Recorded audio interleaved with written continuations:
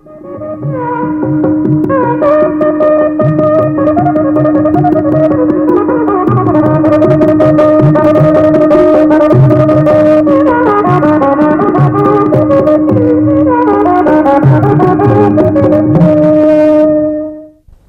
भाषा शिक्षण में आप सबका हार्दिक स्वागत है। पूर्व पाठ में हम तृतीया विभक्ति के बारे में जानकारी प्राप्त कर रहे थे। इस पाठ में भी हम तृतीया विभक्ति के बारे में और जानकारी प्राप्त करेंगे। नमो नमः।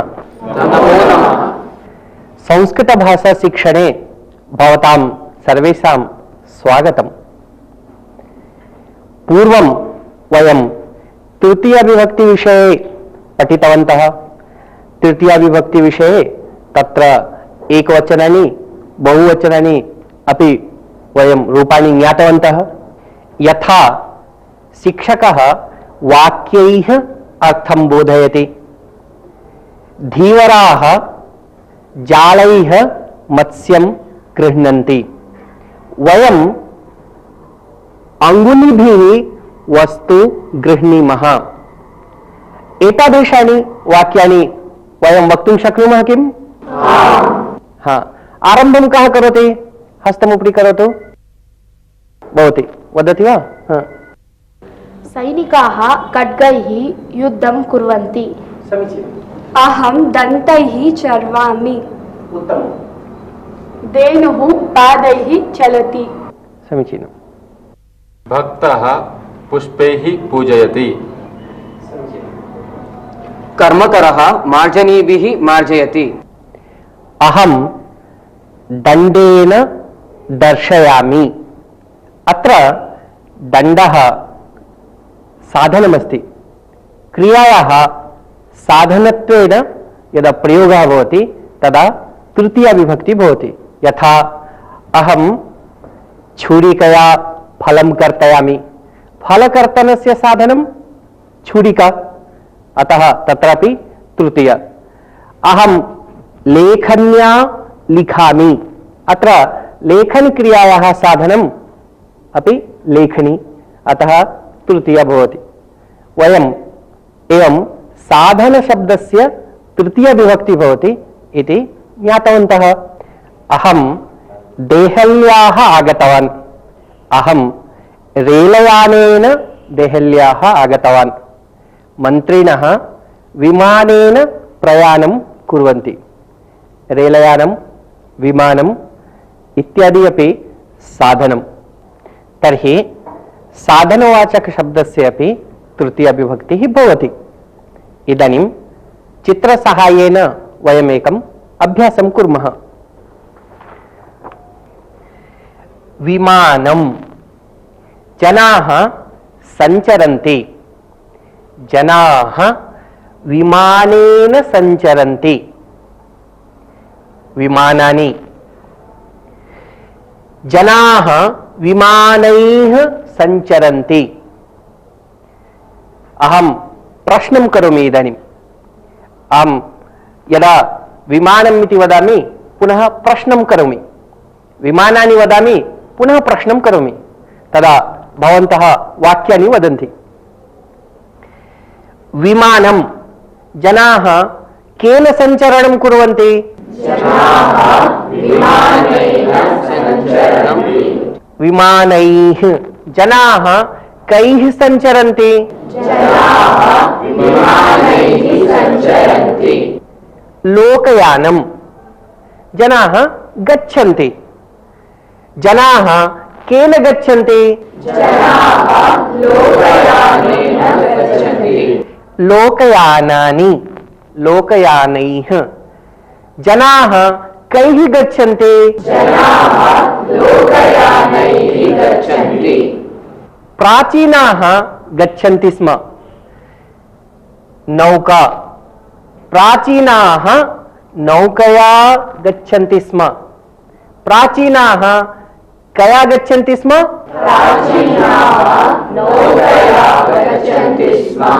प्राचीनाः काभिः गच्छन्ति स्म?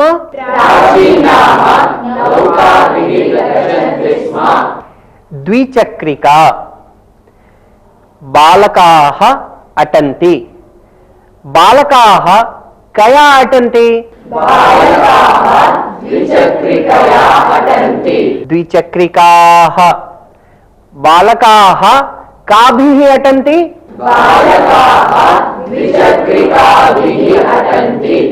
त्रिचक्रिका। पर्यटकाः विहरन्ति। पर्यटकाः कया विहरन्ति?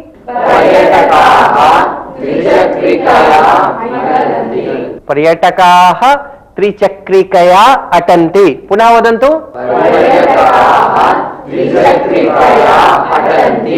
त्रिचक्रिकाः। पर्यटकाः काभिः अटन्ति?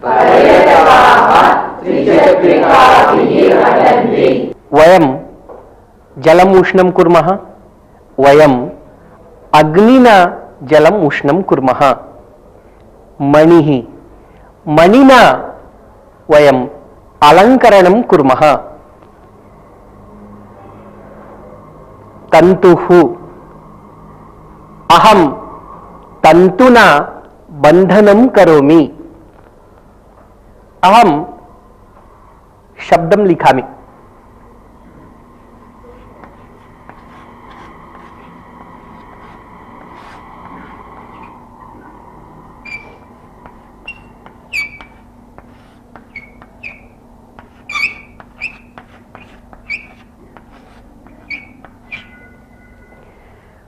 अग्निः अग्निना। मणिः वदन्तु। तन्तुः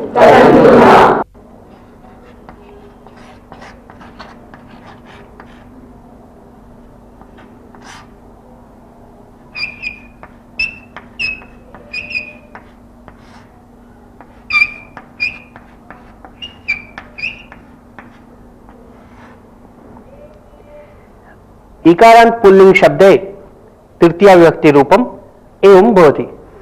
एकवचने अग्निना, बहुवचने अग्निभिः। अहम एकवचन रूपम वदामि, भवन्तः बहुवचन रूपाणि वदन्तु। अग्निना अग्निभिः वदन्तु। मणिना तन्तुना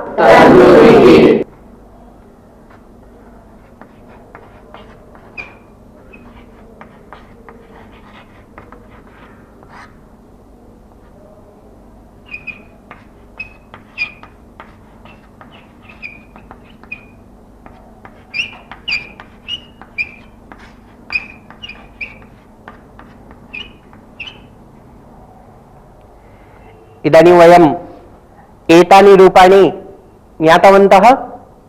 इतः परम् अहं शब्दं वदामि, भवन्तः रूपाणि वदन्तु। इदानीम् एवं कुर्मः। गणद्वयं कुर्मः। एकः गणः एकवचन रूपाणि वदति, अन्यः अपरः गणः बहुवचन रूपाणि वदति। यथा अहं वदामि मुनिः, एषः गणः वदति मुनिना, एषः गणः वदति मुनिभिः। समीचीनम्। मुनिः मुनिना, कपिः कपिना,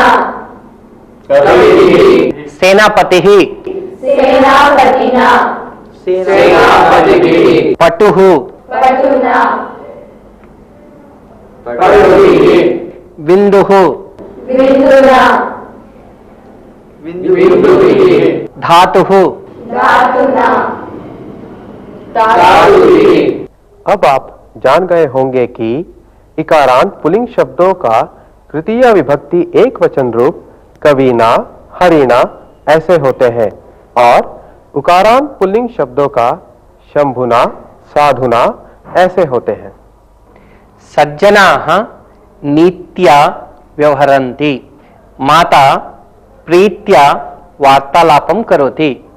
लेखकः कृत्या प्रसिद्धिं प्राप्नोति। अहं शब्दं लिखामि।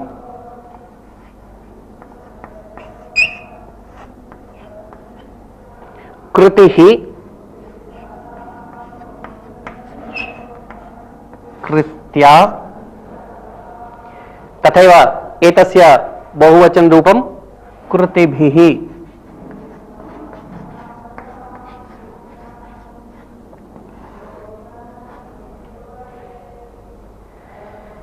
कृतिः कृत्या कृतिभिः।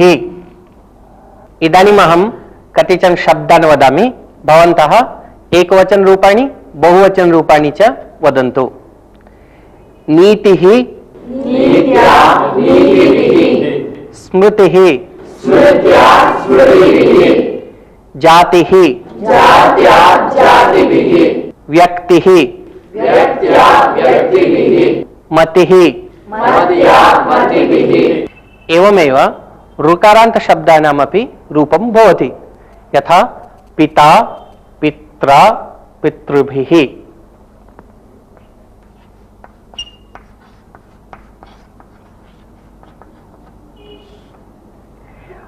माता मात्रा मातृभिः।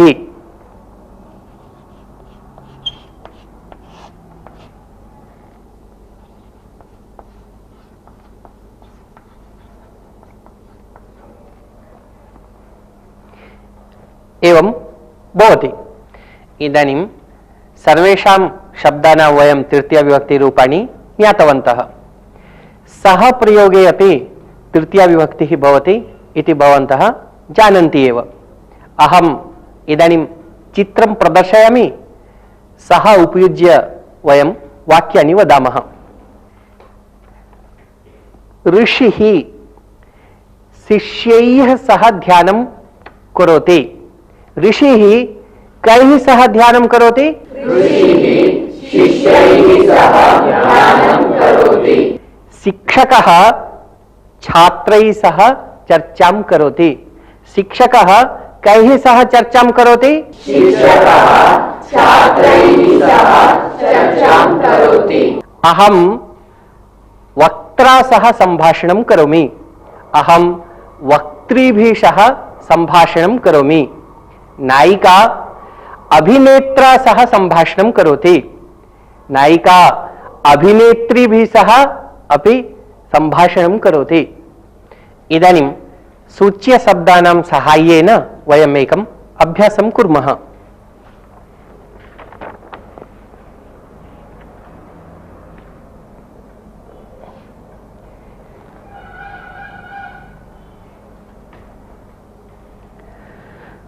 अत्र शब्दः अस्ति, सः अतिथिः वार्तालापं करोति। सः अतिथिना सह वार्तालापं करोति। सः अतिथयः सह वार्तालापं करोति। सः अतिथिभिः सह वार्तालापं करोति। इदानीम् अहं शब्दं सूचयामि, भवन्तः वाक्यानि वदन्तु।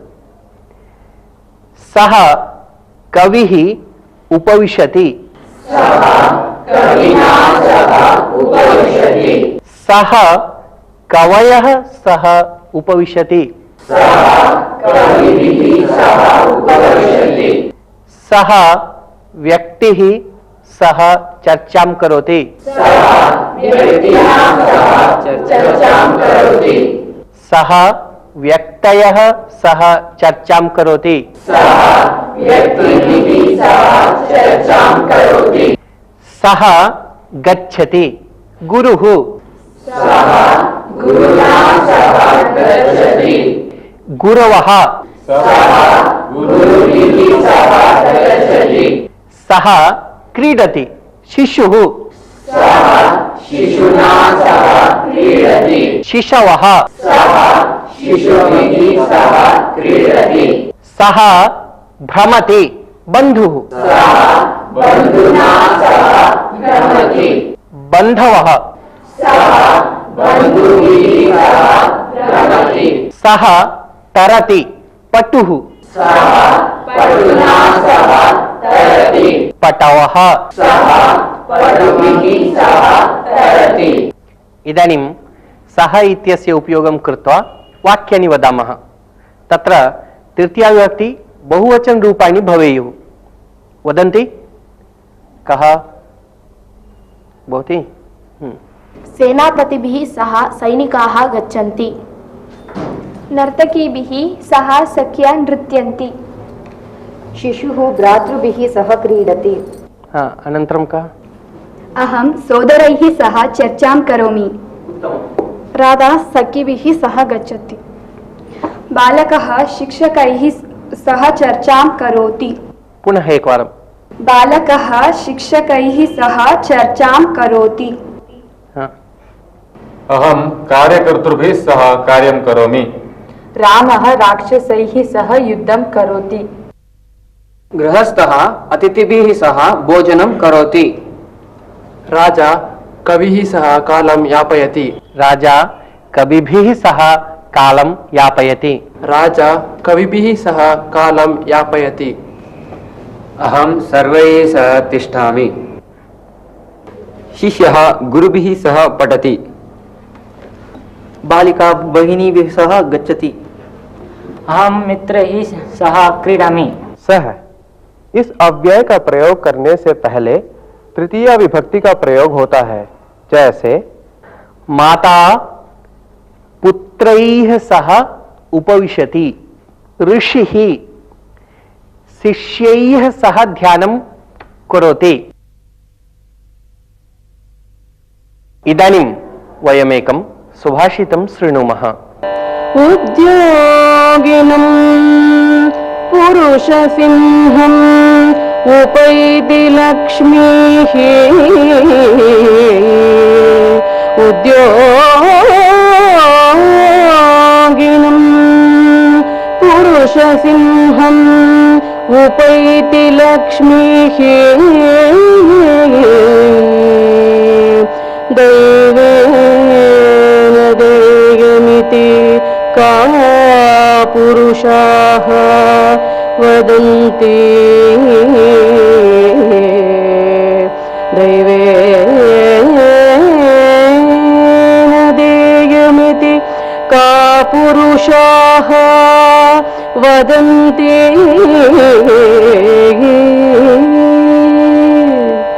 दैवं निहत्य कुरु पौरुषम् आत्मशक्त्या।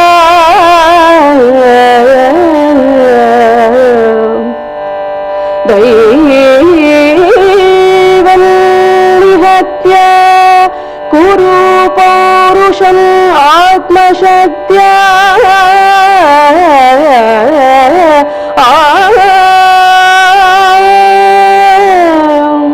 यत्ने कृते यदि न सिद्ध्यति कोऽत्र दोषः। यत्ने कृते यदि न सिद्ध्यति कोऽत्र दोषः। उद्योगिनं पुरुषसिंहम् उपैति लक्ष्मीः। दैवेन देयमिति का पुरुषः वदन्ति।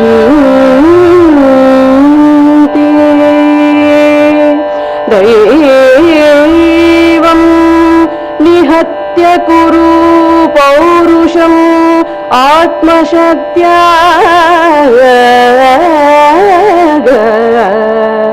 यत्ने कृते यदि न सिद्ध्यति कोऽत्र दोषः।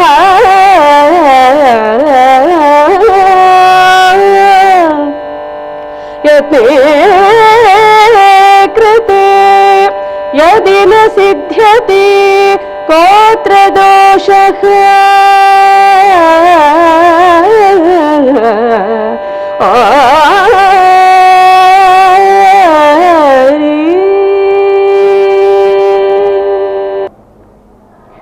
एतस्य सुभाषितस्य अर्थः एवमस्ति यत् यः जनः परिश्रमं करोति सः एव धनधान्यं सम्पदः च प्राप्नोति। तस्य समीपे स्वयं लक्ष्मीः आयाति। सर्वमपि भाग्येन एव प्राप्यते इति तु कापुरुषाः वदन्ति। ये परिश्रमं कर्तुं न इच्छन्ति तादृशानां तद्वचनम्। अतः अस्माभिः पूर्णशक्त्या परिश्रमः करणीयः।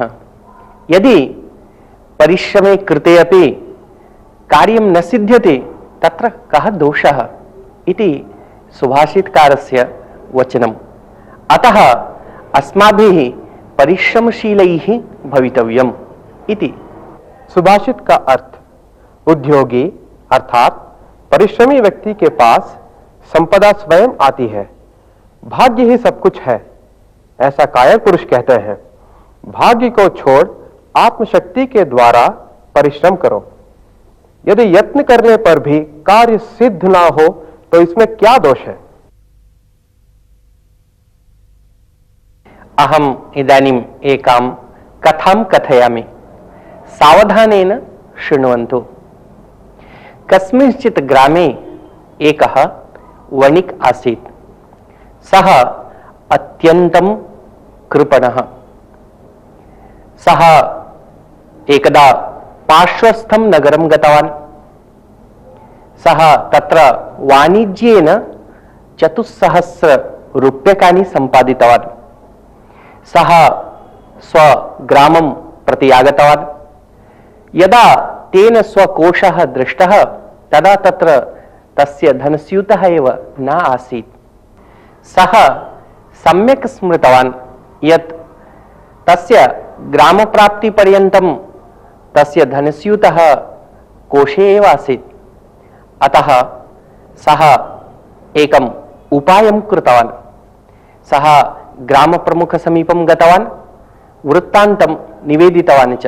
सः ग्रामप्रमुखम् उक्तवान् यत् एतस्य विषये घोषणा कारणीया। ग्रामप्रमुखः तस्य वचनं श्रुत्वा ग्रामे सर्वत्र डिण्डिं घोषं कारितवान् यत् यः धनस्यूतम् अन्विष्य एतस्य स्वामिने ददाति तस्मै 400 रूप्यकाणि पारितोषिकानि दीयन्ते इति। सौभाग्येन एका वृद्धा तं धनस्यूतं प्राप्तवती आसीत्। वृद्धा धनस्यूतं प्राप्य चिन्तितवती, यदि एतस्य धनस्यूतस्य विषये अहम् अन्यं कञ्चित् वदामि तर्हि मया चौर्यं कृतम् इति जनाः चिन्तयिष्यन्ति। अतः सा तदानीम् एव घोषणां श्रुतवती। घोषणाश्रवणानन्तरं सा निश्चिन्ततया ग्रामप्रमुखस्य समीपं गतवती। धनस्यूतं ग्रामप्रमुखाय समर्पितवती। अपि च उक्तवती, एतं धनस्यूतम् अहं न उद्घाटितवती एव, अतः अत्र किमस्ति इति भवान् अभिज्ञाय एतस्य धनस्वामिने भवान् स्यूतम् अर्पयतु। ग्रामप्रमुखः सेवकम् आदिष्टवान् तम् आह्वयतु इति। सेवकः गत्वा तम् आहूतवान्। यदा सः एतां वार्तां ज्ञातवान् तदा सः सन्तोषेण धावन् आगतवान्। ग्रामप्रमुखः तस्मै धनस्यूतं प्रत्यर्पितवान्। अनन्तरम् उक्तवान्, इदानीं भवान् एतस्यै धन्यवादम् अर्पयतु, अपि च एतस्यै भवान् 400 रूप्यकाणि ददातु इति। वणिक् चिन्तितवान्, इदानीं तु मया मम धनं प्राप्तमेव, अतः 400 रूप्यकाणि किमर्थं मया दातव्यानि? अतः सः एकम् उपायं चिन्तितवान्। सः सर्वेषां पुरतः धनस्यूतम् उद्घाट्य रूप्यकाणि गणितवान्। तत्र रूप्यकाणि गणयित्वा सः उक्तवान्, अत्र तु 400 रूप्यकाणि एव सन्ति, मम समीपे तु 400 अधिक 400 रूप्यकाणि आसन्। अतः एषा वृद्धा स्वयमेव स्वस्य पारितोषिकानि स्वीकृतवती अस्ति। एतां वार्तां श्रुत्वा वृद्धा आश्चर्यचकिता। सा उक्तवती, नैव, अहं तु रूप्यकाणि न निष्कासितवती एव, अतः मम अत्र न कोऽपि दोषः। ग्रामप्रमुखः तु ज्ञातवान्, एषः वणिक्, शठः, धूर्तः च। अतः सः उक्तवान् यत् अद्य ममापि धनस्यूतः नष्टः। तत्र तु 400 रूप्यकाणि एव आसन्, अतः एषः धनस्यूतः मम एव। भवान् एतस्य स्वामी न, एतस्य स्वामी अहमेव इति उक्त्वा सः स्वयं धनस्यूतं स्थापितवान्। स्वीयया दुराशया प्राप्तमपि धनं पुनः हस्तच्युतं ज्ञात्वा सः लुब्धः वणिक् विलापमेव अकरोत्। कथायाः अर्थं ज्ञातवन्तः किल? धन्यवादः। नमो नमः। इसी के साथ अब यह पाठ समाप्त होता है। अगले पाठ में हम फिर मिलेंगे, तब तक के लिए धन्यवाद।